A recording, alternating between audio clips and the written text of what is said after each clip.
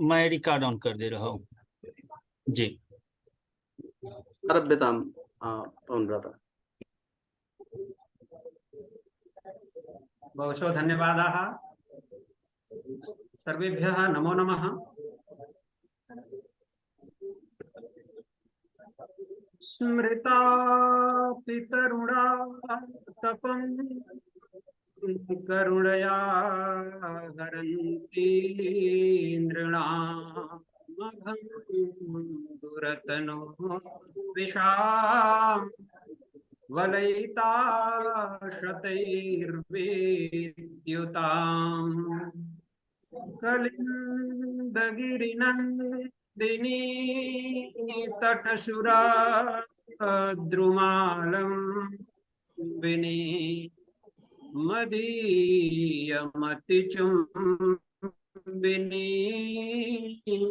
भवतु कापि कादम्बिनी मदीयमतिचुम्बिनी भवतु कापि कादम्बिनी।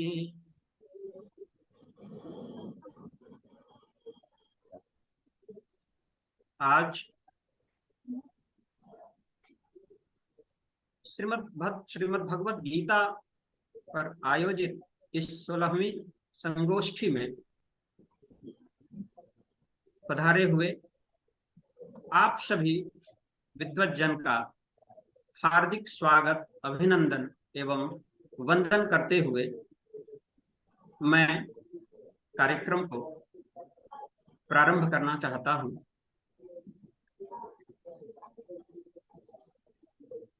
आप सबको विदित है गीता की महिमा। गीता सुगीता कर्तव्या किमन्यैः शास्त्र विस्तरैः या स्वयं पद्मनाभस्य मुख पद्माद् विनिश्रिता। अन्य शास्त्रों से क्या प्रयोजन अगर केवल गीता को सम्यक रूपेण हमने गा लिया, समझ लिया, जान लिया तो हम सब धन्य हो जाएंगे। और इसी उद्देश्य के साथ मित्रवर डॉक्टर चंद्रकांत दत्त शुक्ल जी द्वारा यह उपक्रम प्रारंभ किया गया था, जो अनवरत प्रत्येक एकादशी को यह संचाल्यमान है और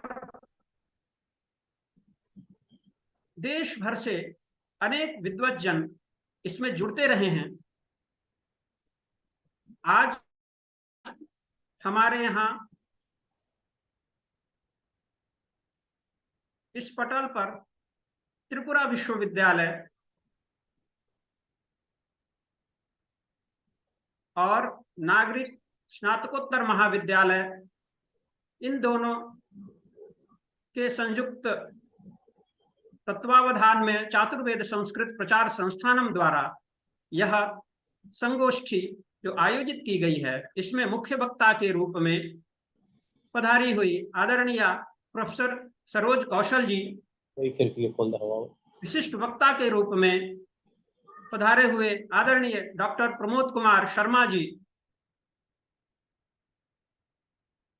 और इस कार्यक्रम को अपनी महनीय उपस्थिति से सभाजित कर रही त्रिपुरा विश्वविद्यालय के संस्कृत विभाग की माननीय अध्यक्षा आदरणीय प्रोफेसर शिप्रा राय जी, वहां के आचार्य डॉक्टर शंकरनाथ तिवारी जी, डॉक्टर देवराज पाणिग्रही जी, डॉक्टर पार्थ सारथी शील जी, डॉक्टर जय साहा जी, हमारे महाविद्यालय के आदरणीय प्राचार्य प्रोफेसर राजीव मालवीय जी,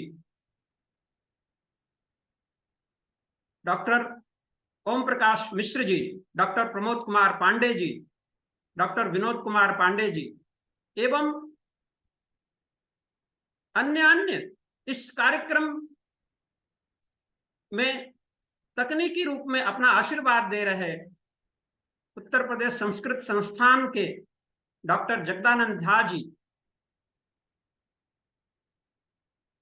अन्य सभी सुधी श्रोताजन मित्रगण, अगर सबका नाम लिया जाए तो निश्चित रूप से कार्यक्रम का बहुत विस्तार होगा। ये तदर्थ जिनका नाम हम नहीं ले पा रहे हैं उनसे क्षमा याचना करते हुए यह कार्यक्रम आगे हम बढ़ा रहे हैं। और कार्यक्रम, कोई भी कार्यक्रम समाप्ति कामो मंगलम आचरेत, निश्चित रूप से निर्विघ्न समाप्ति के लिए, निर्विघ्न पूर्णता के लिए मंगलाचरण का विधान किया जाता है। ये तदर्थ मैं डीएवी पीजी कॉलेज के संस्कृत विभाग के डॉक्टर दीपक कुमार शर्मा जी को आहूत करता हूं, आप वैदिक मंगलाचरण से इस कार्यक्रम का विधिवत शुभारंभ करें। डॉक्टर दीपक शर्मा जी। हरिओम। मेरी आवाज स्पष्ट आ रही है? जी जी। हरि ओम। सामीधा गुनिमग्निगु सामीधा सामीधा गुनिम सामीधेति सम्मा ईधा अग्निन्दु वस्याता दुवस्याता अग्निमग्निन्दु वस्याता दुवस्याता घृतैर्घृतैर्दुवस्याता दुवस्याता घृतैर्बोधायाता बोधायाता घृतैर्घृतैर्बोधायाता बोधायाता घृतैर्घृतैर्बोधायाता बोधायाता घृतैर्घृतैर्बोधायाता बोधायाता तिथिमा तिथिं बोधायाता बोधायाता तिथिं मा अतिथिमित्या तिथिं मा अस्मिन् हव्या हव्यास्मिन् हव्या हव्या जुहोता न हव्या हव्या जुहोतानेति जुहोतान। हरिः ओम।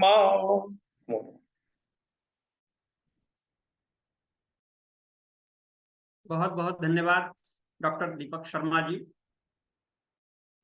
इस कार्यक्रम की विशिष्टता यह भी है कि आज इसमें गीता पाठ के लिए विदेश से एक छात्रा जुड़ी हुई हैं, ब्रिटेन से हैं वो, और वो इसमें गीता पाठ करेंगी। मैं उन्हें बुलाना चाहता हूं। Now I would like to request Miss Francis, please present your Gita part here. Francis, are you listening me?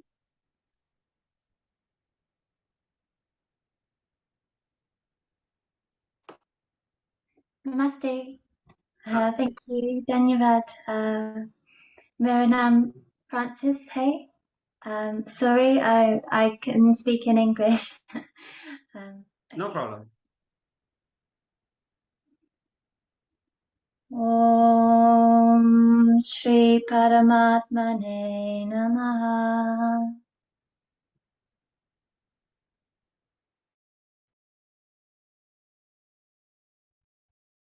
Atha Srimad Bhagavad Gita. Atha Prathamojayaha. Arjuna Vishada Yogaha. Dhritarashtra Uvacha. Dhammakshetre Kurukshetre. Samaveta Yuyatsavaha. Mamakav Pandavascheva. Kim Hakurvata Sanjaya.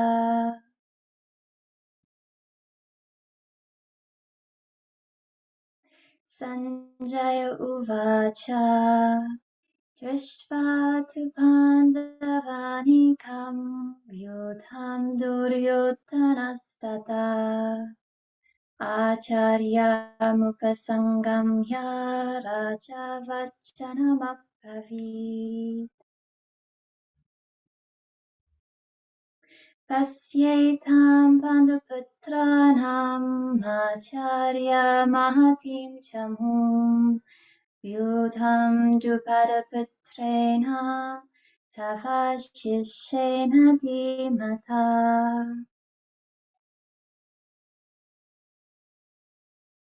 अत्र शूरा महेश्वासा भीमार्जुनसमायुधि युयुधानो विराटश्च द्रुपदश्च महारथः। दृष्टकेतुश्च गिद्धः काचिराजश्च वीर्यवान् पुरुजित् कण्ठिभोजश्च शैब्यश्च नरपुङ्गवः।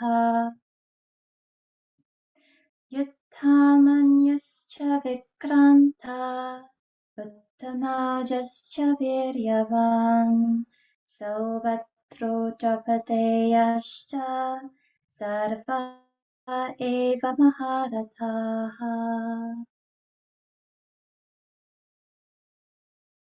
अस्माकं तु विशिष्टाये तानि बोधा द्विजोत्तमा नायका मम सैन्यस्य सञ्जातं तां ब्रवीमि ते।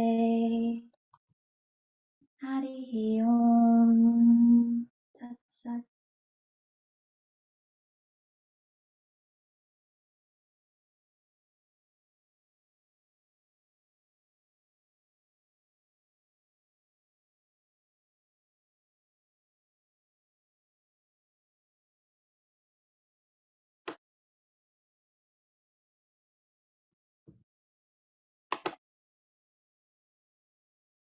धन्यवाद।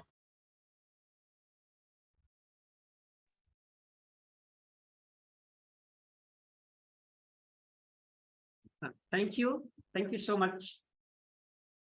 Thank you to my teacher, Dr. Pawan Kumar Pandey. Okay, thank you.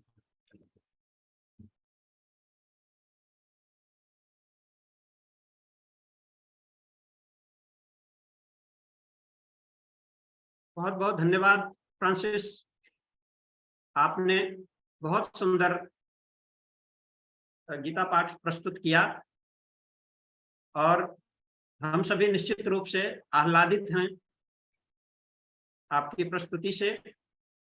अब मैं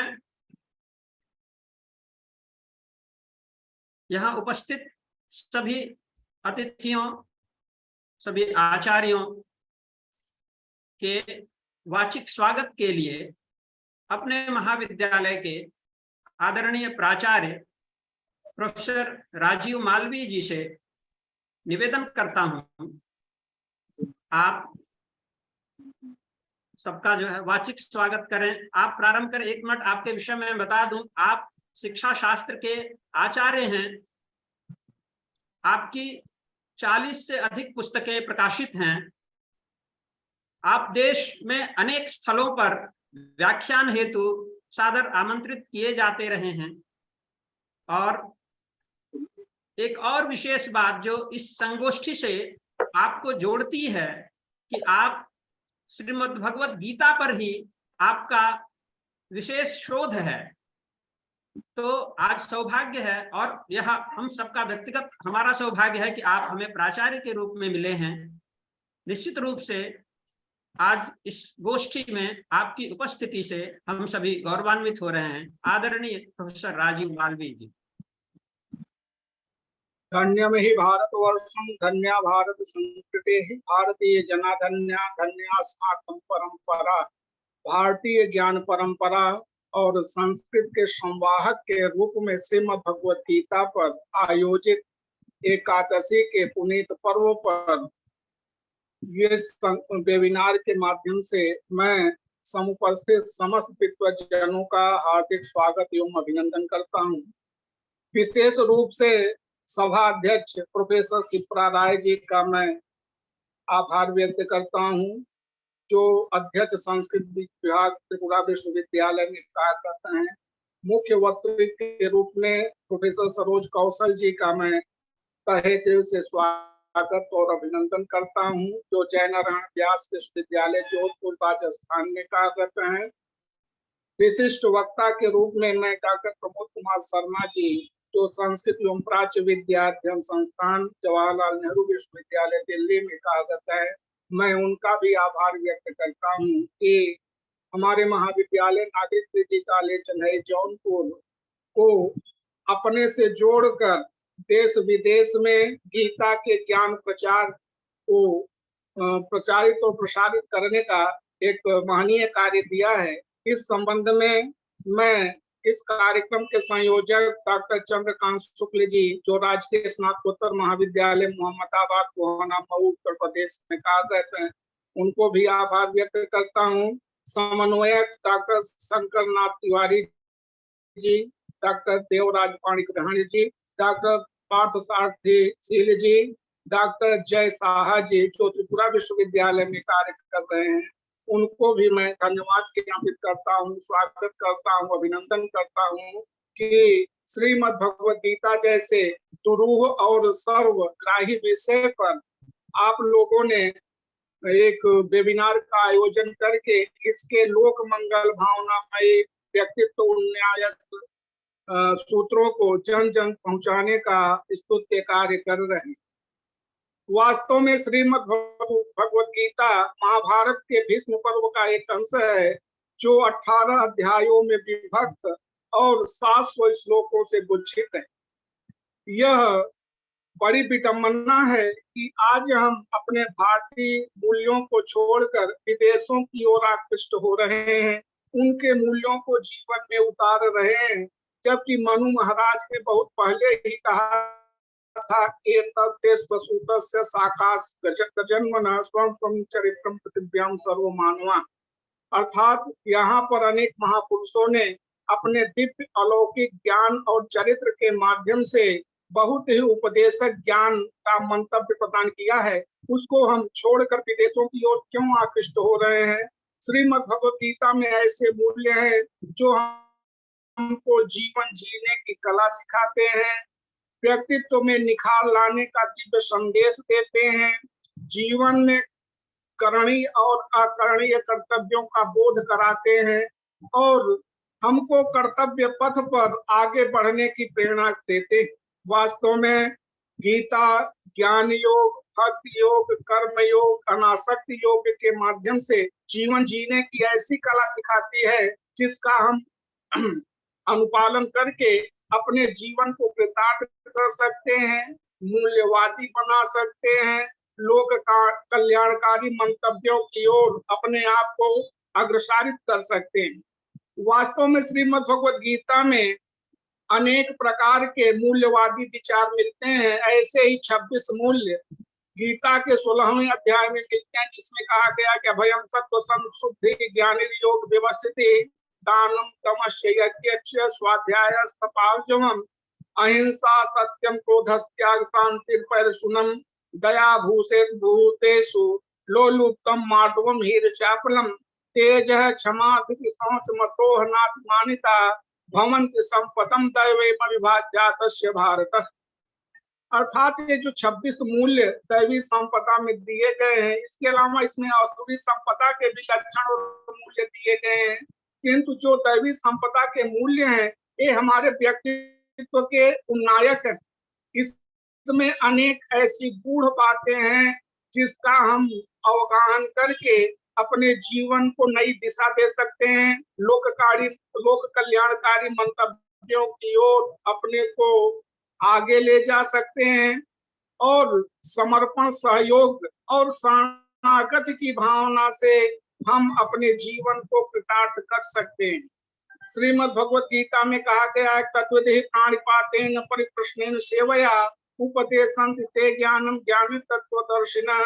अर्थात गुरु से जितना हम घुल मिल सके, उनका समीपता अर्जित कर सके, उतना ही गुरु प्रसन्न होकर हमसे गुरु से ज्ञान देने में समर्थ होते हैं। तो चाहे गुरु से मनुष्य परंपरा रहा हो, चाहे मूल्यवादी सोच रहा हो, कर्मवाद की प्रेरणा तो गीता में भरी ही हुई है। इसके अलावा अंतिम रूप से शरणागत के माध्यम से सर्वधर्मान् परित्यज्य माम एकम शरणं व्रतम अहम त्वां सर्व पापेभ्यो मोक्षयिष्यामि मा शुचः कहकर भगवान श्री कृष्ण ने व्यक्ति के कल्याण का जो मार्ग दिखाया है, उस मार्ग पर हम चलकर ही देश को, समाज को अपने व्यक्तित्व में निखार ला सकते हैं। इस पर अनेक वक्ताओं के द्वारा, अपने ओजस्वी वक्तव्य के द्वारा हमको दिव्य ज्ञान की प्राप्ति होगी और उस दिव्य ज्ञान के द्वारा हम अपने जीवन में नई दिशा दे सकते हैं, नए राह अपना सकते हैं। और इन्हीं सब शब्दों के साथ मैं इस वेबिनार से जुड़े सभी विद्वज्जनों का तहे दिल से स्वागत करता हूं, अभिनंदन करता हूं और वंदन करता हूं। धन्यवाद। बहुत बहुत धन्यवाद सर। सचमुच आपका यह स्वागत वक्तव्य बहुत ही उपादेय रहा, गीता इस संदर्भ की प्रासंगिकता को लेते हुए। और सचमुच आपने यह बात सही कही, एतद् देश प्रसूतस्य सकाशादग्रजन्मनः स्वं स्वं चरित्रं शिक्षेरन् पृथिव्यां सर्वमानवाः। यह जो मनु महाराज की परिकल्पना थी हम भारतीयों के लिए कि हमें देख करके दूसरे लोग अपना चरित्र सीखें, उसको पुनः हमें याद करने की जरूरत है कि सचमुच हम उस योग्य बने कि दूसरे हमसे सीख सकें। अभी तो हमें ही बहुत कुछ सीखने की जरूरत है। सचमुच बहुत बहुत धन्यवाद सर। अब मैं आज के हमारे विशिष्ट वक्ता को बुलाऊं, इससे पहले थोड़ा उनका परिचय देना चाहूंगा। आप डॉक्टर प्रमोद कुमार शर्मा जी संप्रति जवाहरलाल नेहरू विश्वविद्यालय के संस्कृत एवं प्राच्य अध्ययन संस्थान में सह आचार्य एसोसिएट प्रोफेसर के रूप में कार्यरत हैं। आप बाल्यकाल से ही संस्कृत के अत्यंत लगनशील अध्यवसायी रहे हैं। आपको घर में ऐसे संस्कार मिले हैं। आपने प्रारंभिक शिक्षा वृंदावन से प्राप्त करके संपूर्णानंद संस्कृत विश्वविद्यालय से शास्त्री आचार्य सभी प्रथम श्रेणी में पास करके आप दिल्ली विश्वविद्यालय से एमए किए और उसके बाद प्रोफेसर ललित कुमार त्रिपाठी जी के निर्देशन में आपने शोध कार्य पूरा किया है। आपका एक विशिष्ट परिचय है कि आपका गोपांगना वैभवम महाकाव्य अत्यंत ही लोकप्रिय है, छात्रों में इसे रुचि पूर्वक पढ़ा जा रहा है। आप इसके पूर्व यानी जवाहरलाल नेहरू विश्वविद्यालय के पूर्व संपूर्णानंद में भी सह आचार्य और प्राचीन व्याकरण विभाग के अध्यक्ष के रूप में अपनी सेवाएं दे चुके हैं। उसके पूर्व आप राजस्थान संस्कृत विश्वविद्यालय में 2006 से ही सहायक आचार्य के रूप में आप अपनी सेवाएं दे रहे थे और शास्त्र कवि के रूप में आपकी विश्वविख्यात ख्याति रही है संस्कृत जगत में। आपने अभी तक दशाधिक छात्रों को अपने निर्देशन में शोध कार्य आपने संपन्न कराया है। यह हमारा सौभाग्य है और कि आप महर्षि बादरायण व्यास सम्मान जो राष्ट्रपति पुरस्कार के रूप में जाना जाता है युवा विद्वानों के लिए, वह उससे आप विभूषित हैं। उसके अलावा व्याकरण केसरी, अभिनव पाणिनि आदि अनेक उपाधियां आपको आपकी योग्यता का स्वयमेव वर्णन करती हैं। आज हमारा सौभाग्य है कि विशिष्ट वक्ता के रूप में आप हमें प्राप्त हैं। निश्चित रूप से आपकी विद्वत्ता का लाभ हम सभी को मिलेगा। इन्हीं शब्दों के साथ मैं डॉक्टर प्रमोद कुमार शर्मा जी को सादर आमंत्रित करता हूं आज के अपने वक्तव्य के लिए। डॉक्टर शर्मा जी।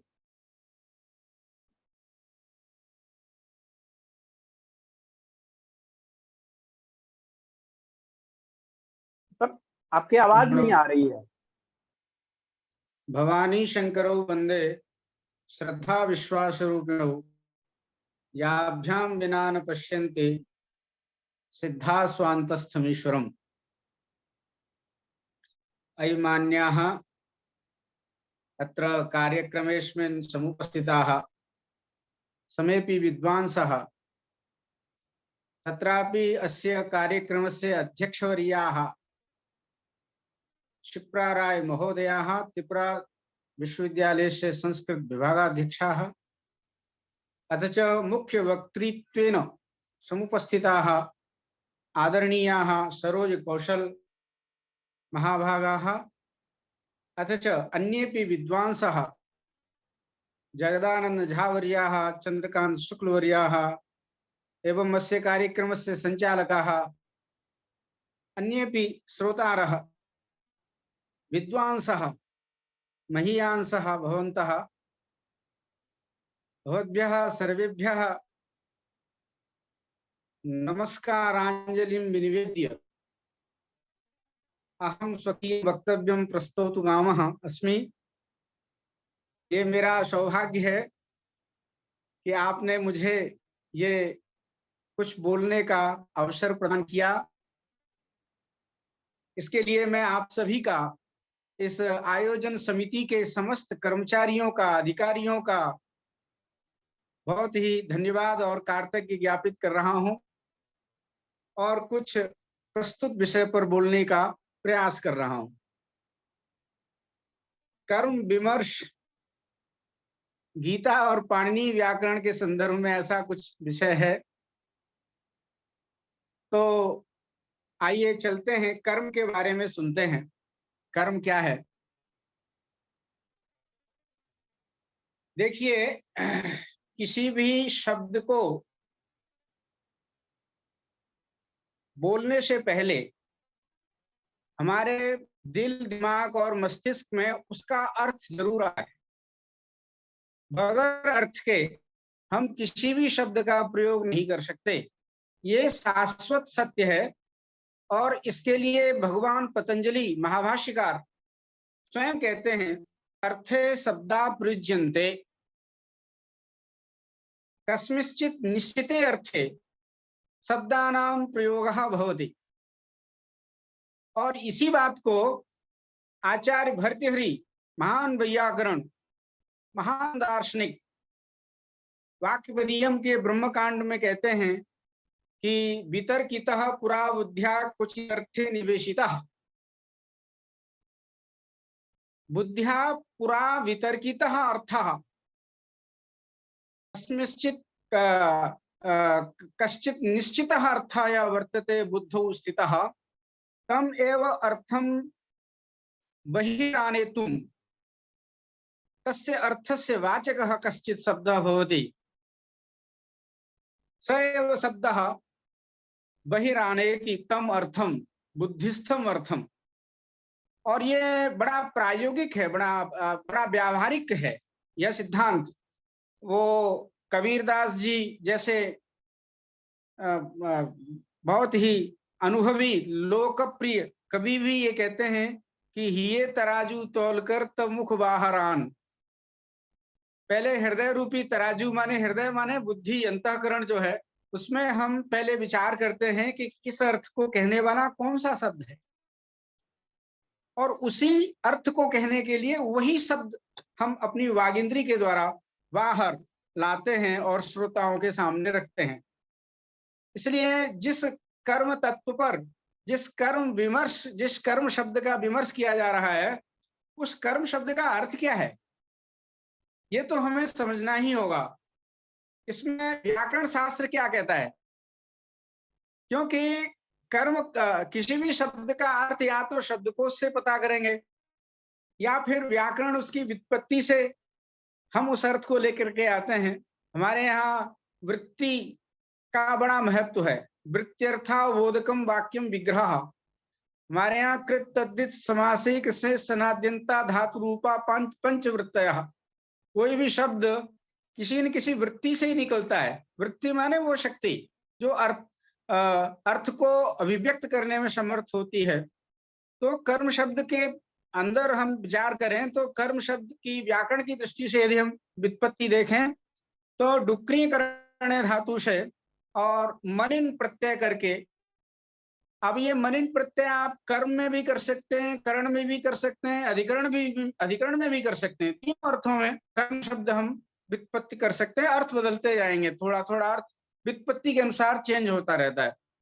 क्रियते यत् तत् कर्म, क्रि धातु से हमने मनिन प्रत्यय किया तो हम कर्मन शब्द को बनाते हैं, और उसी कर्मन शब्द के प्रथमा के एकवचन में कर नपुंसक लिंग शब्द होने के कारण कर्म, कर्मणि, कर्माण, इस तरह से रूप उसके चलते हैं। और वैयाकरण जब अपना व्याकरण का चश्मा लगा करके उसको देखता है तो बड़े कई बातें आती हैं सामने। अब हमारे पास समय कम होता है, पर फिर भी थोड़ा सा हम इसको कहा जाए कि कर्म शब्द को नपुंसक लिंग में डाला है, पुल्लिंग में क्या हो सकता है, या स्त्रीलिंग में इसको क्या कह सकते हैं। इन लिंगों के अनुसार, अब कर्म शब्द तो नपुंसक लिंग है, उसका कोई पुल्लिंग प्रयोग नहीं होता, पर उसी कर्म अर्थ को व्यक्त करने के लिए यदि स्त्रीलिंग में देखा जाए तो क्रिया, कर्म को हम क्रिया शब्द से कह सकते हैं। क्रियते यासा क्रिया, क्रियते यत्तत् कर्म और क्रियते यासा क्रिया।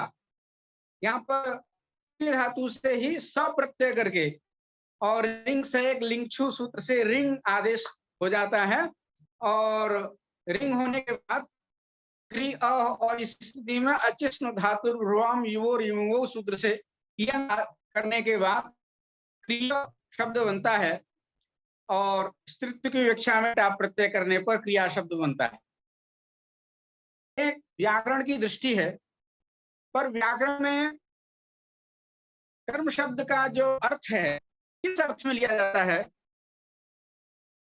इसका दार्शनिक विवेचन देखें तो देखिए, सर्व वेद पारिषदम हीदम व्याकरण शास्त्रम, हमारा जो व्याकरण शास्त्र है वह सर्व वेद पारिषद कहा जाता है।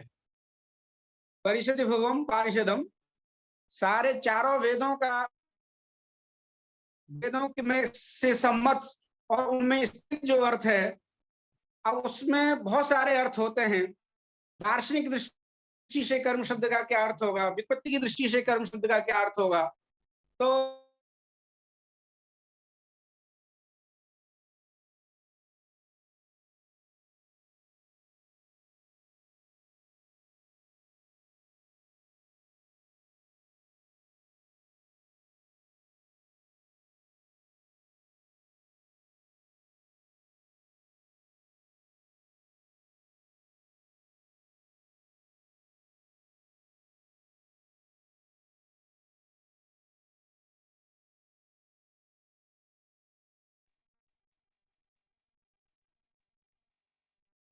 मेरी आवाज आ रही है क्या?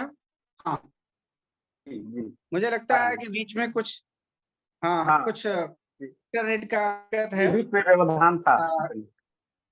हाँ, कोई बात नहीं है। जी जी, तो आप जरूर।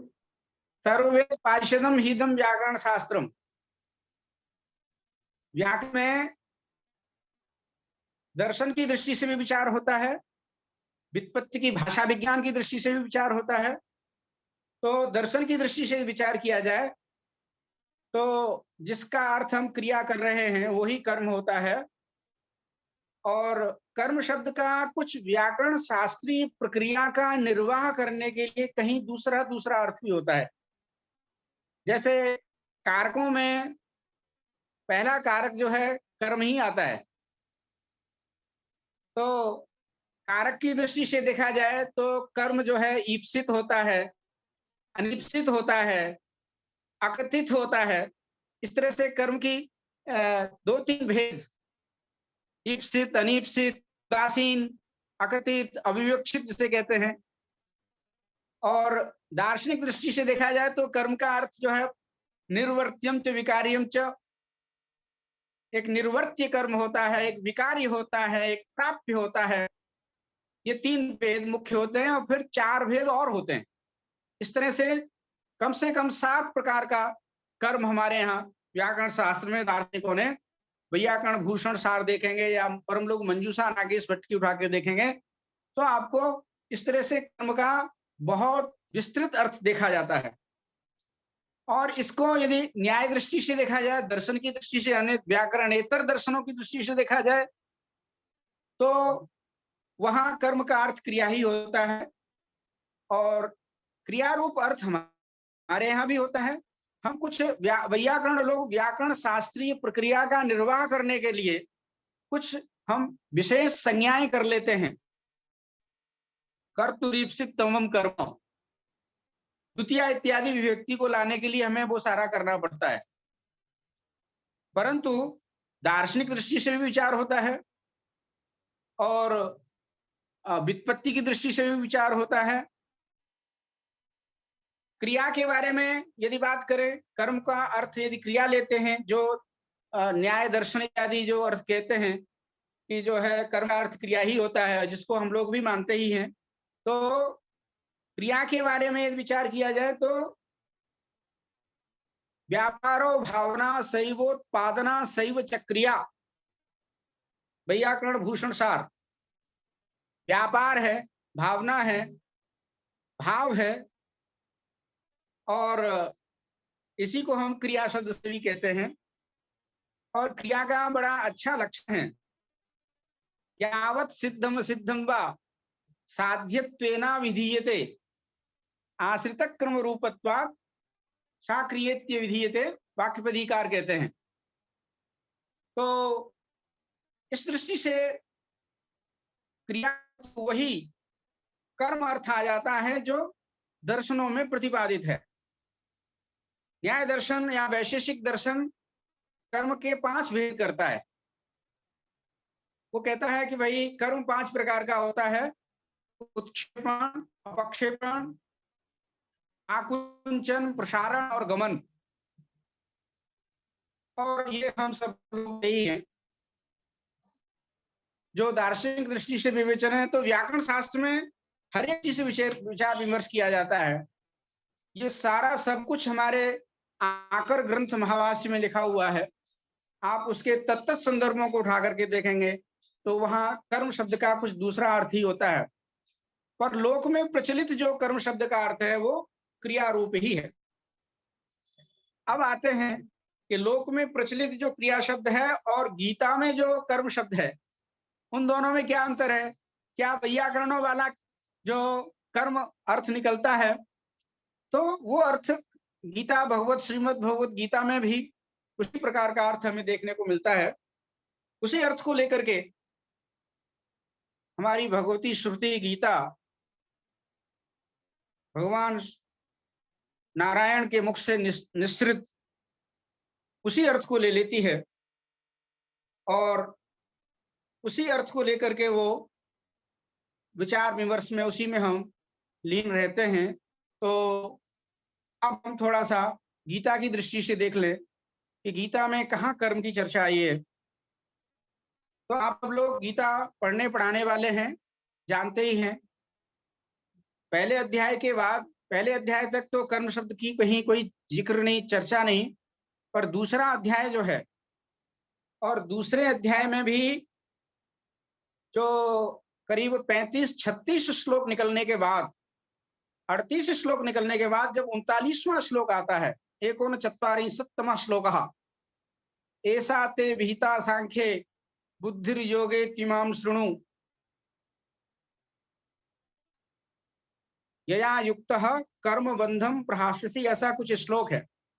वहां कर्म बंधम प्रहास्यसि सबसे पहले भगवान श्री कृष्ण के मुख से यही दूसरे अध्याय के 39वें श्लोक में कर्म शब्द का हमने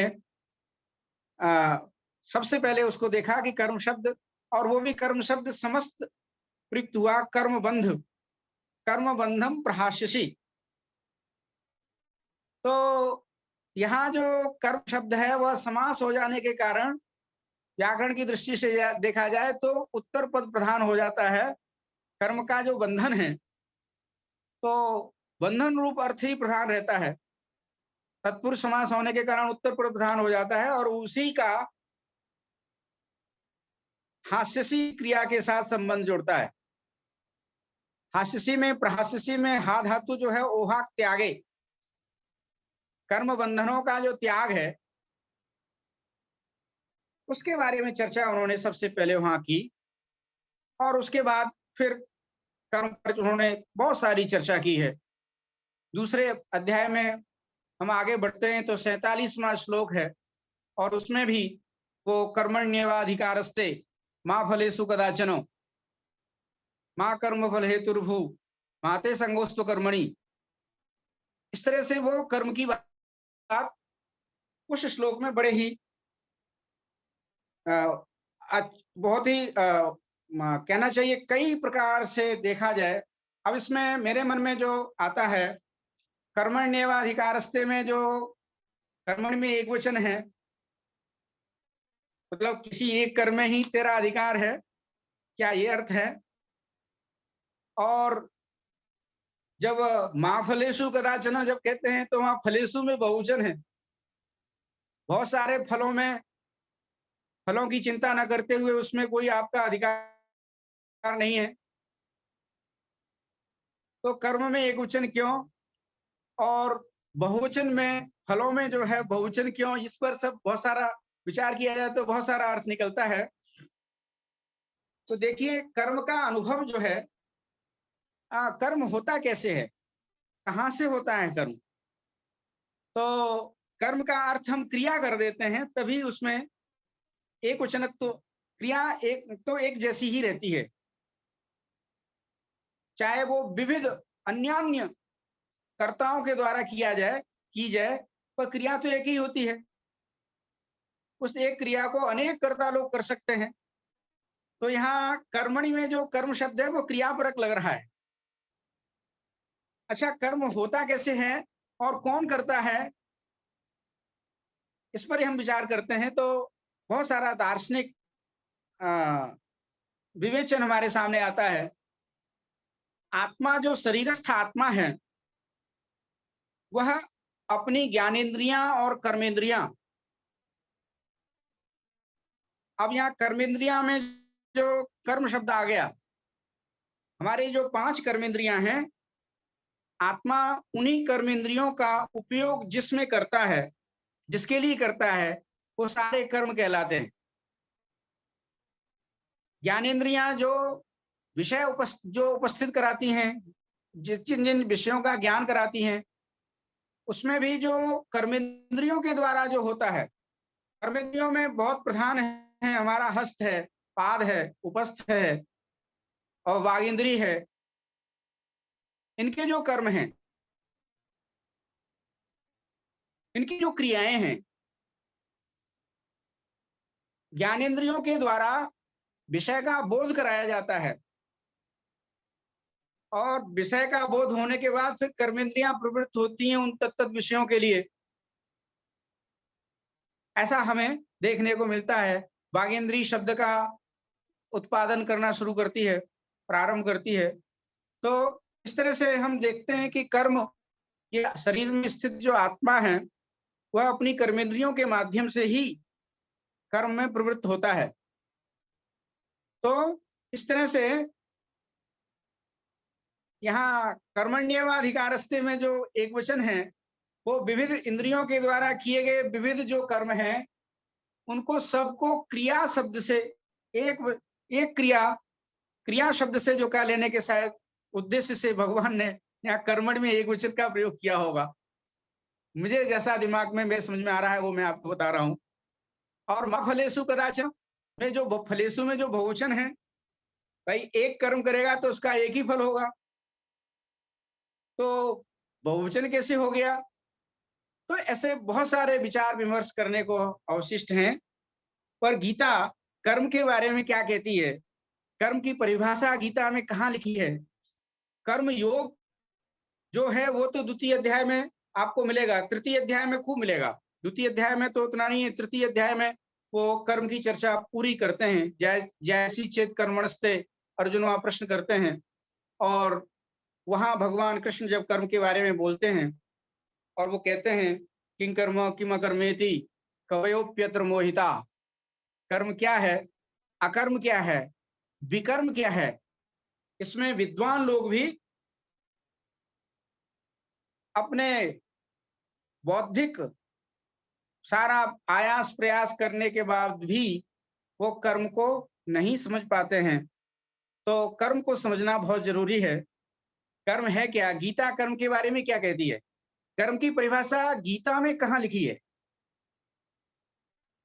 तो आप सब लोग विद्वान हैं, आगे देखिए, आगे बढ़ते जाइए तो 8वां जो अध्याय आता है श्रीमद् भगवद गीता का जो अध्याय है उसके प्रारंभ में ही मैं सोचता हूं कि 8वां अध्याय है, शायद 8वां अध्याय ही है। और 8वें अध्याय में भगवान श्री कृष्ण कहते हैं, वो अर्जुन जिज्ञासा करते हैं, किम तद ब्रह्म किमध्यात्मम किं कर्म पुरुषोत्तम। वहां 3 प्रश्न हैं, किम तद ब्रह्म किमध्यात्मम और किम कर्म। कर्म क्या है, कर्म किसे कहते हैं? तो 8वें अध्याय में जाकर के उससे पहले जो कर्म की बात तीसरे अध्याय में आती है वो कर्म योग की बात है। पर वास्तव में प्रश्न, सही प्रश्न, क्योंकि चौथे अध्याय में या 5वें अध्याय में भगवान कहते हैं तत्ते कर्म प्रवक्ष्यामि, मैं कर्म कहूंगा, कर्म क्या है। और वो ऐसे में चलती चलती चर्चाएं प्रसंगता आती जाती हैं और 6वां अध्याय 7वां अध्याय निकल जाता है। तो अर्जुन फिर 8वें अध्याय के प्रारंभ में ही फिर पूछते हैं, भगवान आप बताइए कर्म किसे कहते हैं, आप कर्म किसको मानते हैं? तो फिर आगे श्री भगवान वाच, और भगवान वहां कहते हैं कि कर्म जो है और ब्रह्म और अध्यात्म का उत्तर देते हैं, अक्षरम ब्रह्म परमम स्वभावोध्यात्म मुच्यते भूत भावोद्भवकरः विसर्गः कर्म संगीतः। ये विसर्गः कर्म संगीतः, कर्म जो है वो क्या है, विसर्ग है। अब आप इसकी व्याख्या समझिए, कर्म संगीता का मतलब क्या है?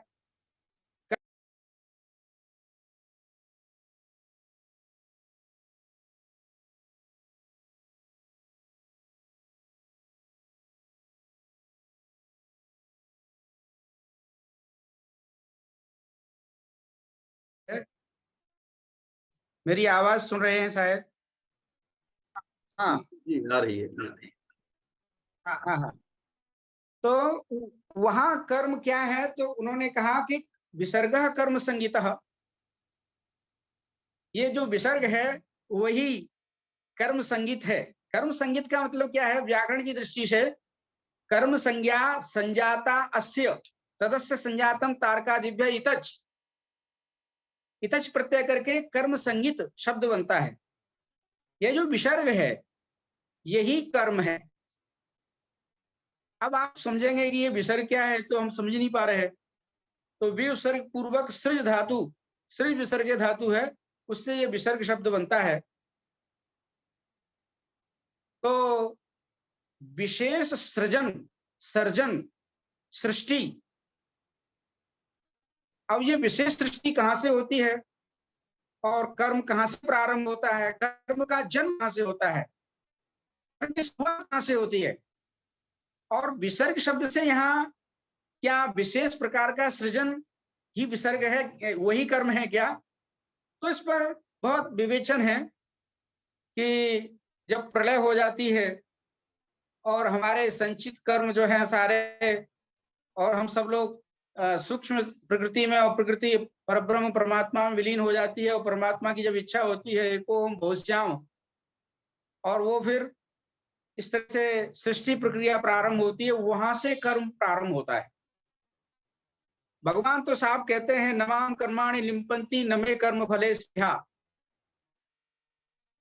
मैं तो कर्म के, वो एक अलग सिद्धांत आएगा, अभी हम कर्म के बारे में चर्चा कर रहे थे कि कर्म है क्या और कहां से कर्म का जन्म हुआ, कहां से कर्म प्रारंभ होता है।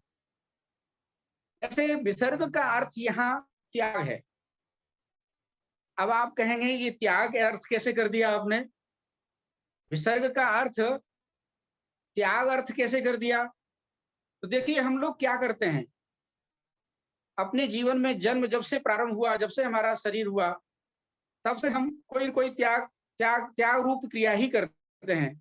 और भगवान की जो सर्जनात्मक सृष्टि है, वहां से भी भगवान भी अपना त्याग प्रारंभ करते हैं। बगैर त्याग के सृष्टि हो नहीं सकती।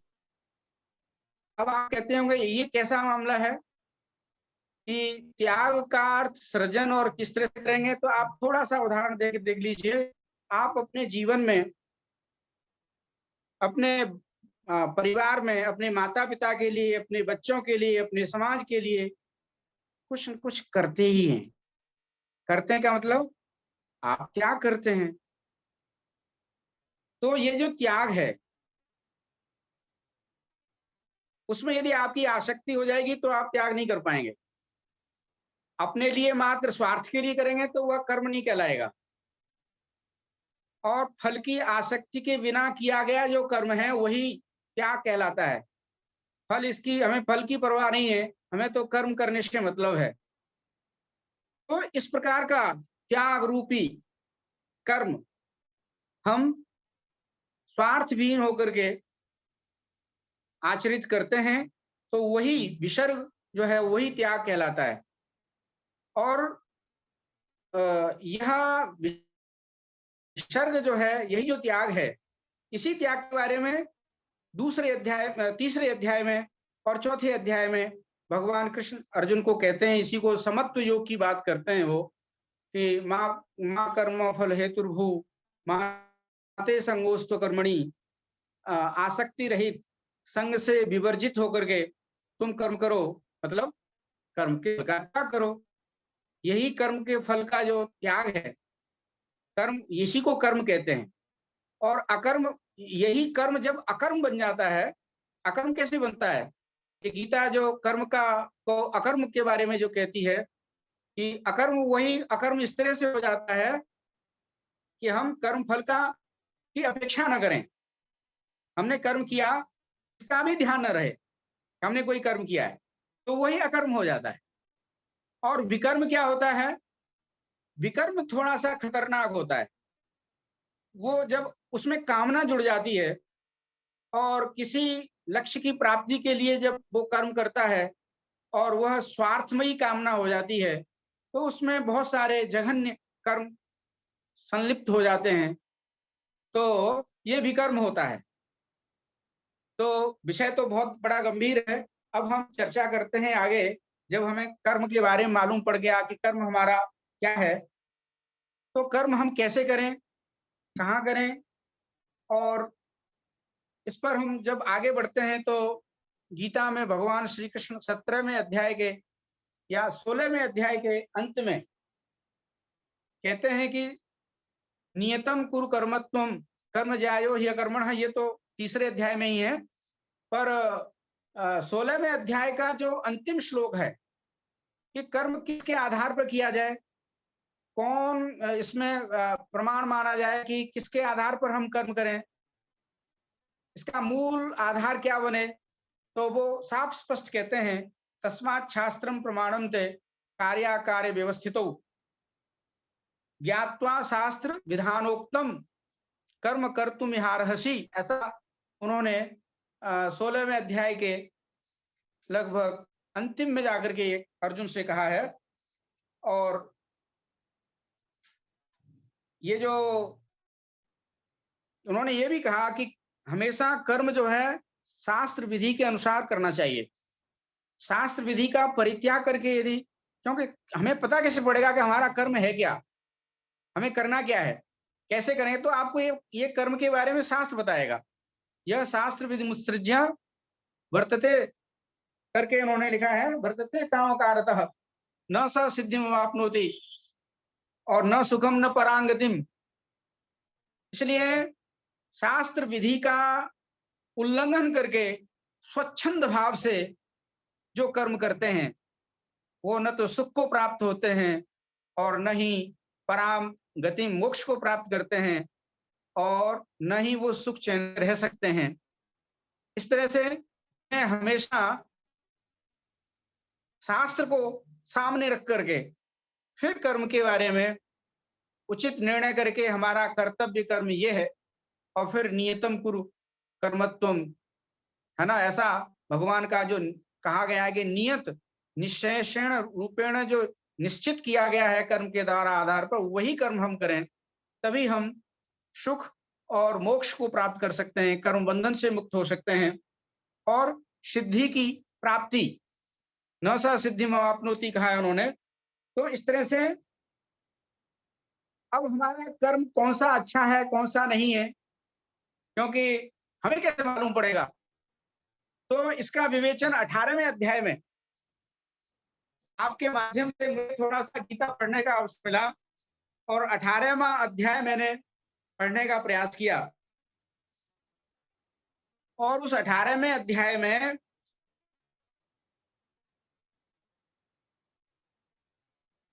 उसी त्याग रूपी कर्म की बात आती है। अर्जुन कहते हैं कि संन्यासस्य महाबाहो तत्त्वमिच्छामि वेदितुम त्यागस्य च ऋषिकेश पृथक केश ईशुदनो। तो वो जो त्यागस्य च, मैंने कहा था ना कि कर्म जो है विसर्गः कर्म उच्यते, तो उस त्याग का, उस कर्म का, त्यागस्य च ऋषिकेश पृथक केश निषूदन, त्याग को मैं जानना चाहता हूं कि त्याग होता क्या है। त्याग को जानना चाहता हूं मतलब कर्म को जानता हूं, मुझे आप कर्म के बारे में बताइए। तो भगवान कहते हैं काम्यानाम कर्मणाम न्यासम संन्यासम कवयो विदुः सर्व कर्म फल त्यागम प्राहुस्तम विचक्षणा। सर्व कर्म फल त्यागम, सभी प्रकार के कर्मों के फल का त्याग ही, उसी को ही त्याग कहा जाता है। और हमें कौन सा कर्म करना है कौन नहीं करना है, वैसे तो 5 प्रकार के कर्म हैं जो धर्म शास्त्र हमें बताता है। धर्म शास्त्र के अनुसार जो कर्म है वो 5 प्रकार के हैं।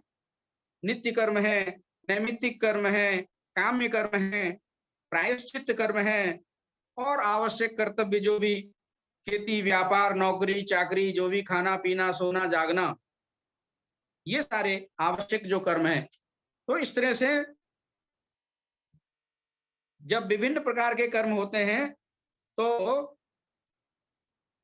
हमें क्या कर्म करना है क्या कर्म नहीं करना है, तो इसके बारे में भी गीता आगे 18वें अध्याय के 5वें श्लोक में कहती है कि हमें कौन से कर्मों का त्याग करना है और कौन से कर्मों को का आचरण करना है।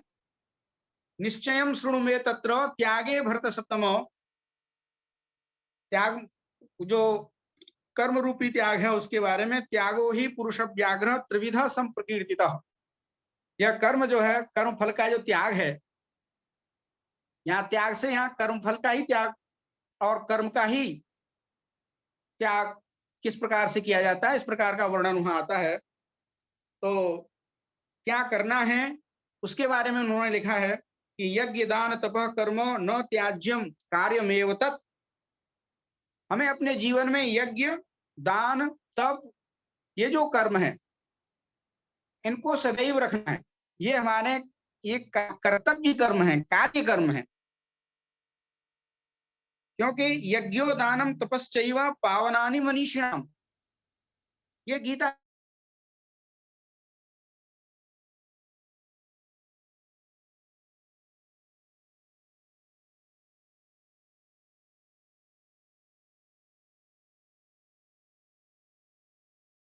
कर्तव्यानि मे पार्थ निश्चितम मतम उत्तमम।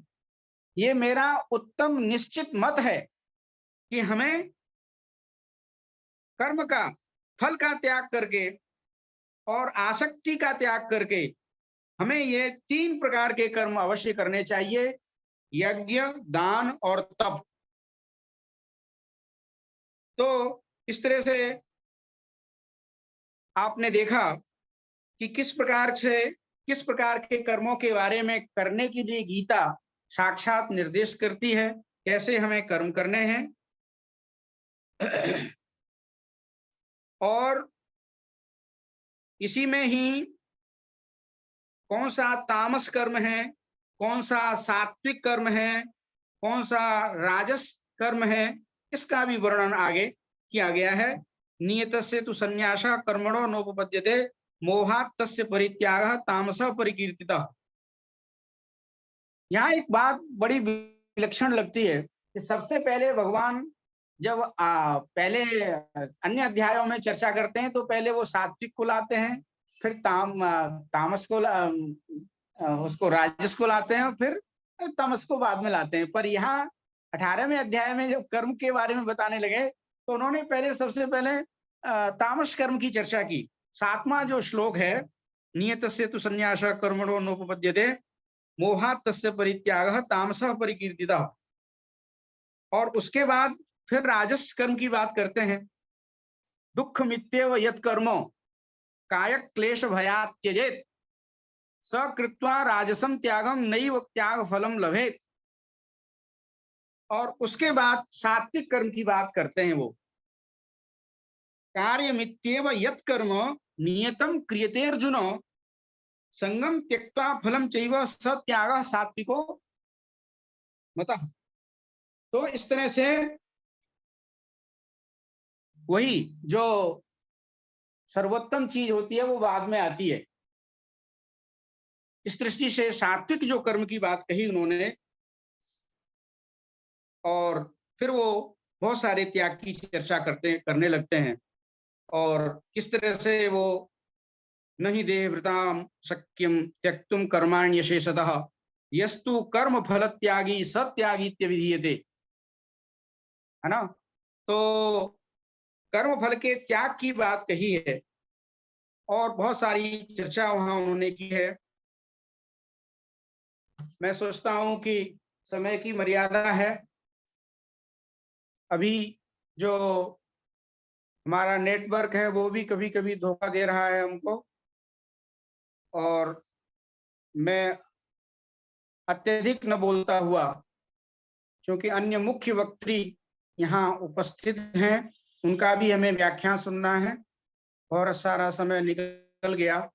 नहीं तो मैं यहाँ थोड़ा सा कर्म योग की बात, योग कर्म कौशलम को लाना चाह रहा था, पर फिर कभी मिलेंगे। कर्म पर अभी व्याख्यान बहुत अवशिष्ट है, फिर करेंगे। आप सभी ने मुझे बड़े ही धैर्यपूर्वक सुना, और मेरी वाणी के द्वारा जो भी कुछ टूटा फूटा निकला, जो भी उसमें आपको असत्य और गलत लगे, उसको आप मेरा दोष मान करके उसका परित्याग कर दीजिए, और जो लगे उसको ही ग्रहण करें। आप सभी का मैं बहुत बहुत धन्यवाद करता हूं। आभार। आप सभी को नमस्कार। बहुत बहुत धन्यवाद सर। सचमुच जो मैं पवित्र सावन माह चल रहा है, और जो महिम्न स्तोत्रम में आचार्य पुष्पदंत ने जो कहा है वो भगवान की महिमा के विषय में, असित गिरि समम स्यात् कज्जलम सिंधु पात्रे सुरतरुवर शाखा लेखनी पत्र मूर्वी लिखति यदि गृहीत्वा शारदा सर्वकालम तदपि तव गुणानाम मीश पारम न याति। वो सचमुच गीता के लिए भी अक्षरशः सत्य है कि इतने इसमें विषय हैं, इतनी मान्यता, इतनी चीजें हैं, इतना ज्ञान भरा पड़ा है कि सचमुच शारदा भी शायद इसको पूरी तरह से बता नहीं सकती हैं। उसके बावजूद जो अपनी मितभाषिता, अपनी वाग्मिता, मितम च सारम च वचो ही वाग्मिता, यह जो वाग्मिता का लक्षण आचार्यों ने किया है, उस वाग्मिता के तहत आपने जो गीता के प्रत्येक विषय को, जो आपका निर्दिष्ट विषय था कर्म, व्याकरण शास्त्र और गीता के परिप्रेक्ष्य में, उसको लेते हुए व्याकरण की दृष्टि से कर्म की सम्यक परिभाषा देते हुए, और कर्म जो विवेच्य विषय था गीता के अनुसार, उसको आपने इतने सुंदर ढंग से प्रस्तुत किया। मैं देख रहा हूँ जो कमेंट्स हैं, मैसेज हैं, उसमें सभी ने भूरी भूरी आपकी प्रशंसा की है। आह्लादित हैं सब लोग कि सचमुच इतना सारगर्भित व्याख्यान सुनने को मिला। सचमुच आपको जो है, आपको अभिनव पाणिनि की जो उपाधि दी गई है, आज उसकी सार्थकता आपने पुनः एक बार सिद्ध की है। बहुत बहुत धन्यवाद सर। और यह उम्मीद है कि आगे भी अन्य विषयों पर आपकी शास्त्रीय कविताएं तो सुनने को मिलती ही रहती हैं, पढ़ने को मिलती ही रहती हैं। ऐसे गंभीर विवेचन वाले विषय भी, दार्शनिक विषय भी आपके मुखारविंद से ऐसे निश्चित होते रहेंगे, यह कामना करते हुए आपको पुनः एक बार हम धन्यवाद देते हैं। अब आज की जो हमारी मुख्य वक्त्री हैं,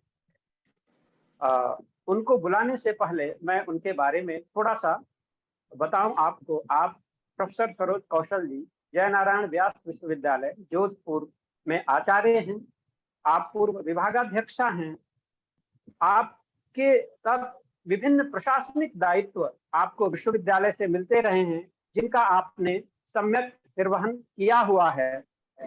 आप पंडित मधुसूदन ओझा शोध प्रकोष्ठ की पूर्व निदेशक रही हैं, आप विश्वविद्यालय की जनसंपर्क अधिकारी रही हैं, आप जो है भारतीय दर्शन और समकालीन साहित्य की विशेषज्ञा हैं, आप कवयित्री हैं, आपकी कविताएं बड़े चाव से संस्कृत जगत में पढ़ी जाती हैं, साथ ही साथ आपकी आलोचनात्मक बातों को भी बड़ा ही महत्व दिया जाता है साहित्य संसार में। और आप 70 से अधिक आपके शोध पत्र प्रकाशित हैं। आपने जो है सैकड़ों राष्ट्रीय और अंतर्राष्ट्रीय संगोष्ठियों में अपने सारगर्भित शोध पत्रों को प्रस्तुत किया है, और आज हमारा यह सौभाग्य है कि आप मुख्य वक्ता के रूप में आज हमें संप्राप्त हुई हैं। आपका आशीर्वचन हमें मिलेगा। निश्चित रूप से आप जो है आपके ज्ञानवर्धक व्याख्यान से हम सभी लाभान्वित होंगे। इसी कामना के साथ मैं आपको सादर आमंत्रित करता हूं, आदरणीय प्रोफेसर सरोज कौशल। वंशी विभूषित करान्नवनीरदाभा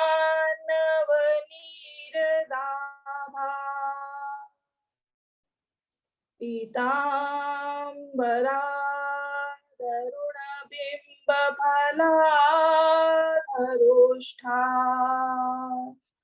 पूर्णेन्दु सुन्दर मुखादरविन्द नेत्रा कृष्णात् परं किमपि तत्त्वमहं न जाने। कृष्णात् परं किमपि तत्त्वमहं न जाने। कृष्णात् परं किमपि तत्त्वमहं न जाने। यह अभिरूप भूयिष्ठ परिषद और इसमें अध्यक्ष पद को सुशोभित कर रही हैं प्रोफेसर शिप्रा रे। इसी कार्यक्रम में प्रोफेसर राजीव मालवीय जी, डॉक्टर चंद्रकांत शुक्ल जी, जो कि पूरे संयोजन का दायित्व अपने संगठन के साथ लिए हुए हैं, और डॉक्टर जगदानंद झा जी, जिन्होंने की उत्तर प्रदेश संस्कृत संस्थान से हैं और पूरे देश में वो विश्रुत हैं, और उन्होंने जिस प्रकार के महनीय कार्य संस्कृत के प्रचार के लिए किए हैं, मैं वस्तुतः उनको नमन करती हूँ। विदेश प्रवास पर गई हुई प्रोफेसर मंजुलता शर्मा जी हमारे साथ में इसमें संबद्ध हैं। सुश्री फ्रांसिस ने इतना सुंदर गीता के श्लोकों का गायन किया, और प्रमोद शर्मा जी, जो कि मेरे साथी वक्ता हैं, विद्वान वक्ता हैं, और व्याकरण की दृष्टि से उन्होंने कर्म मीमांसा पर बहुत सुंदर अपने विचार प्रस्तुत किए। और जोधपुर से मेरे साथी भी बहुत सारे, चंद्रकांत जी इसमें जुड़े हुए हैं, डॉक्टर पुष्पा गुप्ता महोदया, doctor Deepmala, doctor Monika, doctor Raju, doctor Narpat Ram, और अहमदाबाद से हमारी सखी हैं हेमा सोलंकी जी। तो ये बहुत सारे हमारे साथी इसमें हमारे साथ में जुड़े हुए हैं, और ये मेरा सौभाग्य है, पुण्योदय कहूंगी मैं इसको, मन से अनुभव करती हूँ कि अधिक मास की एकादशी पर ही आज मुझे कुछ यहाँ पर आप सभी विद्वानों के साथ वार्तालाप करने का एक अवसर प्राप्त हुआ। ये प्रभु की कृपा है। श्रीमद् भगवत गीता जीवन के उदात्तीकरण के उद्देश्य से रचा गया ग्रंथ है। यह एक ऐसा ग्रंथ है जो किसी धर्म विशेष का नहीं है, किसी पंथ विशेष का यह प्रतिनिधित्व नहीं करता, और किसी वर्ग विशेष के लिए नहीं लिखा गया, अपितु इस पूरे ग्रंथ में मानव समुदाय की कर्म संहिता रची गई है। और यह कर्म संहिता, जिसको कि मैं आचार संहिता की संज्ञा से भी अभिहित कर सकती हूँ, 700 श्लोकों और 18 अध्यायों में भगवान श्री कृष्ण ने समष्टि और व्यष्टि की आचार संहिता को ही इस ग्रंथ के माध्यम से रचा है। और मुझे ये प्रतीत होता है कि हमारे देश में जब व्यक्ति मरणासन्न होता है तो उसको भगवत गीता सुनाई जाती है, पर मुझे ये प्रतीत होता है कि गीता जो है वो मोक्ष की अपेक्षा जीवन का ग्रंथ है। यह जीवन से भागने का नहीं अपितु जीवन को जगाने का आह्वान करती है। और भगवान ने जो उपदेश इस ग्रंथ के माध्यम से दिया है वह उपदेश सार्वभौमिक एवं सार्वकालिक है। गीता का संपूर्ण प्रतिपाद्य मानव बोध की अभिव्यक्ति ही प्रतीत होता है। और भगवान ने इसमें जिस प्रकार की व्याख्याएं की हैं वे मनुष्य की क्षमताओं को विचार में रखते हुए की हैं। जो व्यक्ति इस संसरणशील लोक में सांसारिक सुखों को अपना लक्ष्य मान लेता है और सांसारिक भोग विलासों में आकंठ निमग्न हो जाता है, ऐसे व्यक्तियों को शास्त्र असुर की संज्ञा से अभिहित करता है। 16वें अध्याय में भगवत गीता में भी कहा गया है, असुषु प्राणेषु रमन्ते असुराः प्राण पोषक पराः। असुर वे हैं जो प्राणों में ही रमण करते हैं। वे धन मान और मद के कारण स्वयं को सर्वश्रेष्ठ मानते हैं। वे कामोपभोग की हजारों प्रकार की कामनाओं और आशाओं में बंधे रहते हैं। ऐसी भौतिकता के युग में जो अनवरत असुरत्व की ओर प्रवृत्त हो रहे हैं, उपभोगितावाद के दुष्चक्र में और बाजार की शक्तियों ने जिनकी इंद्रियों और मन को आकृष्ट कर लिया है, ऐसे असुरों को अध्यात्म की पवित्रता प्रदान करने के लिए ही यह ग्रंथ रचा गया है या यह इस ग्रंथ का प्रयोजन है। मित्रों, जब हम शारीरिक रोगों से ग्रसित होते हैं तो हम चिकित्सक के पास जाते हैं, परंतु जब हम संसार के चतुष्पथ पर खड़े हैं और हमें कोई मार्ग नहीं तो हम क्या करें, हम किसके पास जाएं? तो ऐसी भयावह काल में हमारा मार्गदर्शन करने वाला एक चिकित्सक जो मुझे प्रतीत होता है वह है श्रीमद् भगवत गीता। ये ग्रंथ हमारे चिकित्सक किस प्रकार हो सकते हैं, इस पर यदि हम चिंतन करें तो हम देखते हैं कि ये ग्रंथ हमारे मन और इंद्रियों के रोगों का उपचार करते हैं। यदि मन चंचल रहता है, इंद्रियों के भोगों के प्रति निरंतर आकृष्ट रहता है और उनमें निमग्न हो जाता है, प्रतिदिन नए नए भोग पदार्थों को प्राप्त करने की एक जो अंधी दौड़ है, उसी में यदि हम अपने जीवन को सन्नद्ध कर देते हैं, उनमें सुख का अनुभव करने का एक भ्रम है, वस्तुतः अंततः वे दुख के ही मूलक होते हैं। तो यह ज्ञान और यह इस प्रकार के रोगों का उपचार भगवत गीता करती है, उपनिषद साहित्य करता है। रामायण और महाभारत जैसे ग्रंथ वे भी केवल कथा नहीं कहते, अपितु हमें जीवन जीने के मार्ग का निर्देश करते हैं।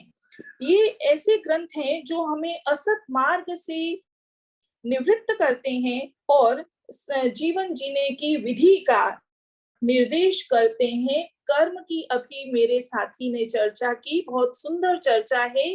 गीता का कर्म योग है, वह निष्काम कर्म योग है और उसकी प्रभूत व्याख्या अनेक व्याख्यानों में पूर्व के आचार्यों के द्वारा भी की गई है। अनुकूल और प्रतिकूल परिस्थिति में किस प्रकार से आचरण करना है, यह भी विधि हमको भगवत गीता सिखाती है। और भगवत गीता केवल उपदेश करने का ग्रंथ नहीं है। उपदेश करना तो बहुत ही सरल है, परंतु यह एक ऐसा अद्भुत ग्रंथ है जो हमको सिद्धांत और प्रयोग दोनों को प्रस्तुत करता है। ये केवल थ्योरी नहीं देता, अपितु यह प्रैक्टिकल भी हमारे सामने प्रस्तुत करता है। तो जब हम इस ग्रंथ पर दृष्टिपात करते हैं तो इस ग्रंथ का जिन्होंने उपदेश दिया है भगवान श्री कृष्ण, जब वे गीता में अर्जुन को उपदेश करते हैं तो निष्काम कर्म योग उनके जीवन में प्रतिपल प्रयोग बनकर आचरित हो चुका था। वे स्वयं पूर्ण रूप से आहुति बन चुके थे और स्वयं को साध चुके होते हैं। छोटे दायरों को लांघकर वे एक विराट परिदृश्य में प्रविष्ट हुए एक ऐसे व्यक्तित्व के रूप में हमारे समक्ष उपस्थित होते हैं जो सांसारिक अर्जुनों को मृत्यु के भय से मुक्त कराने के लिए प्रतिबद्ध हैं। अर्जुन उपलक्षण है हम समस्त जितने भी जिज्ञासु या जितने भी इस लोक के व्यवहार में जो भयभीत लोग हैं या कायरतावश हम अपने कर्तव्य को छोड़ देते हैं कठिनाइयों को देखकर, अर्जुन उन सबका यहाँ पर उपलक्षण बनता हुआ प्रतीत होता है। मात्र एक अर्जुन के लिए यह उपदेश नहीं है, परंतु सांसारिकता में निमग्न हम सभी अर्जुनों के लिए भगवान ने यह उपदेश दिया। श्री कृष्ण ने अर्जुन को ऐसे जीवन में प्रवेश कराया जहाँ भय नहीं है, मृत्यु की चिंता नहीं है, केवल सार्थक जीवन की चिंता है। तो यह भगवत गीता का एक बहुत ही सुंदर उपदेश है। सभी सत्ताओं को एक बड़े भाव की ओर अभिमुख देखना ही शुद्ध ज्ञान है। अलग अलग खंड खंड जो भी दृष्टिगोचर होता है वह सब एक अखंड अविभक्त विशाल विश्व का ही अंश है। वैयक्तिक सत्ता वस्तुतः वैश्विक सत्ता से अपृथक है। यह ज्ञान हमको गीता के द्वारा प्राप्त होता है। गीता मनुष्य की प्रातिशिक लोकतांत्रिक भावना का प्रभुत आदर करती है। यही कारण है कि वह अनेक विकल्पों का भी कथन करती है, जिसका कि मैं अभी आपके समक्ष निदर्शन भी प्रस्तुत कर दूंगी। तो ज्ञान योग, निष्काम कर्म योग और भक्ति योग, ये तीन ऐसे मार्ग हैं जिनके माध्यम से भगवत गीता मोक्ष की ओर आरोहण करवाती है। हमारे जो पूर्वाचार्य हैं उन्होंने ज्ञान यात्रा की तीन प्रस्थानों की ओर हमारा ध्यान आकृष्ट किया है, जिन्हें हम प्रस्थान त्रयी के नाम से जानते हैं। उपनिषद, श्रीमद् भगवत गीता और ब्रह्मसूत्र। उपनिषदों में तो आत्मदर्शन की चरम सीमा प्राप्त होती है और ब्रह्मसूत्र संपूर्ण दर्शनों का एकात्म है, परंतु संसार की रीति, प्रीति, संघर्ष, विजय और समृद्धि के साथ साथ मुक्ति का आरोहण प्रदान करने वाला एक ग्रंथ है भगवत गीता। इस भगवत गीता में भगवान ने मनुष्य की अभिरुचि के आधार पर अनेक प्रस्थानों की चर्चा की है और उनमें से किसी भी एक मार्ग का चयन करके हम उच्चतर मानवीय मनीषा का विकास कर सकते हैं। यह संभावना भगवत गीता हमें जगाती है।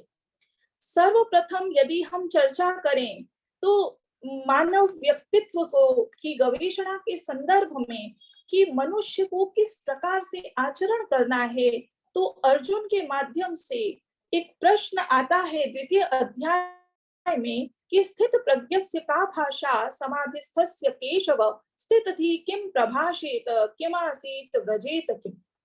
यह जो प्रश्न है, इस प्रश्न को मैं इंडेक्स रूप में मानती हूँ। ये अनुक्रमणिका प्रतीत होती है। द्वितीय अध्याय का 54वां श्लोक है और इसके पश्चात 64 श्लोक पर्यंत इसमें प्रस्तुत प्रश्नों के उत्तर दिए गए हैं। सबसे पहला प्रश्न है अर्जुन का भगवान से, स्थित प्रज्ञस्य का भाषा। यह स्थित प्रज्ञ के लक्षण की चर्चा करता है और 55 में इसका उत्तर दिया गया है, प्रजहाति यदा कामान सर्वान पार्थ मनोगतान आत्मन्येव आत्मना तुष्टः स्थित प्रज्ञस्तदोच्यते। इस पर अभी हम चर्चा करते हैं। द्वितीय प्रश्न है कि स्थित धी किम प्रभाषेत, वो कैसे बोलता है। तो इसका उत्तर भगवान ने द्वितीय अध्याय के 56 और 57वें श्लोक में दिया है कि दुखेषु अनुद्विग्न मना सुखेषु विगत स्पृह वीतराग भय क्रोध स्थित धीर मुनि रुच्यते और यह सर्वत्रानभि स्नेह। तो ये जो दो श्लोक हैं इसमें स्थित धी किम प्रभाषेत, इसके उत्तर हैं किमासीत, वह कैसे स्थित होता है अथवा वह कैसे वर्तन करता है, इसका उत्तर द्वितीय अध्याय के 58 से लेकर 63 श्लोक पर्यंत दिया गया है। और व्रजेत किम, वह कैसे चलता है, वह कैसे व्यवहार करता है, इसका उत्तर 64 से लेकर 71 पर्यंत श्लोक तक दिया गया है। तो मैं अपने जो विद्यार्थी यहाँ पर हैं या जो गीता के जिज्ञासु हैं, उनको सामने ये निवेदन करना चाहती हूँ कि यह जो आनुपूर्वी है, हम जब इसका विचार करते हैं तब हम ये जान पाते हैं। नहीं तो मन में आता है कि भगवान ने एक बार प्रजहाति यदा कामान सर्वान पार्थ मनोगतान कहकर स्थित प्रज्ञ का लक्षण दे दिया, तो फिर उसको हम कहाँ तक लेकर जा रहे हैं? 71 श्लोक पर्यंत फिर वही प्रसंग क्यों चल रहा है, बार बार कर रहे हैं? तस्य प्रज्ञा प्रतिष्ठिता स्थित धी मुनिरुच्यते स्थित प्रज्ञस्तदोच्यते, ऐसा क्यों कहा जा रहा है? तो इसका उत्तर निहित है कि अर्जुन ने जितने प्रश्न पूछे हैं क्रमशः भगवान ने उनका उत्तर दिया है। और वर्तमान में समाज की अर्थजन्य विकृतियों का जब निदान करना होता है, उत्तेजना की वर्तमान काल में इस स्थित प्रज्ञता की अवधारणा मुझे संजीवनी के समान प्रतीत होती है। सुख और दुख में समानता का भाव बनाए रखना, वस्तुतः द्वंद्वों को सहन करने की क्षमता का विकास, जिसे कि अद्वैत वेदांत में तितिक्षा के नाम से अभिहित किया गया है, यह स्थित प्रज्ञता का साधन है। उन्नति और अवनति, ये दो शब्द हम सबने सुने हैं। ये दोनों शब्द जो हैं, इनमें नति यह समान रूप से प्रयुक्त हुआ है। अवनति में नीचे की ओर पतन है, जबकि उन्नति में हम पतन नहीं देखते। परंतु आचार्य परंपरा यह कहती है कि उन्नति में भी ऊपर की ओर पतन है। ये एक मुझे बिल्कुल नूतन अवधारणा प्राप्त हुई। ऐसा क्यों कहा गया? हम सामान्यतः अवनति में तो पतन मानते हैं, किंतु उन्नति में पतन नहीं मानते। वस्तु स्थिति यह है कि हानि में हमें विषाद होता है और लाभ में प्रसन्नता होती है। तो दोनों ही स्थितियों में हम समता की स्थिति से विचलित होते हैं, और ये जो विचलन है, ये पतन ही कहा जाएगा। इस स्थिति में दोनों ही पतन की स्थितियां हैं। अतः पदार्थों की अधीनता का त्याग करना प्रकारांतर से स्थित प्रज्ञता है, ऐसा कहा जा सकता है। स्थित प्रज्ञता को प्राप्त करने का एक दूसरा उपाय है इंद्रियों को विषयों से निवृत्त करना। योग की पारिभाषिक पदावली में इसे प्रत्याहार नामना कहा जाता है। गीता ने इस विषय में कछुए की उपमा दी है। जिस प्रकार कछुआ अपने अंगों को समेट लेता है भीतर ही भीतर, उसी प्रकार स्थित प्रज्ञ इंद्रियों को विषयों से समेट लेता है। यदा संहरते चायम कूर्मो अंगानीव सर्वशः इंद्रियाणि इंद्रियार्थेभ्यस्तस्य प्रज्ञा प्रतिष्ठिता। तो उसकी प्रज्ञा प्रतिष्ठित है जो इंद्रियों के अर्थों से इंद्रियों को समेट लेता है, समाहित कर लेता है। स्थित प्रज्ञ हो जाने का यह अर्थ भी नहीं है कि कर्मों से विमुक्ता हो जाए अथवा अकर्म के प्रति प्रवृत्ति हो जाए, अपितु गीता में लोक संग्रहार्थ कर्म करने का निरंतर कथन किया गया है। और यह जो सिद्धांत है, इसमें जनक इत्यादि का भगवान उदाहरण देते हैं, अपना भी उदाहरण देते हैं कि मेरा इन तीनों लोकों में कुछ भी कर्तव्य अवशिष्ट नहीं है, परंतु तुम देखो मैं सदैव कर्म में प्रवृत्त रहता हूँ। तो जो उपदेष्टा है वो यदि अपना उदाहरण देने की सामर्थ्य रखता है, तो उसके सिद्धांत की हम देखते हैं कि वह बहुत ही सुबोध हो जाता है। नहीं तो हम कहेंगे कि स्वयं तो गुरुजी जो है वो बैंगन खा रहे हैं और दूसरों को उपदेश देते हैं। तो कृष्ण इसलिए उनको अपना उदाहरण भी देना है। फिर कहा कि अर्जुन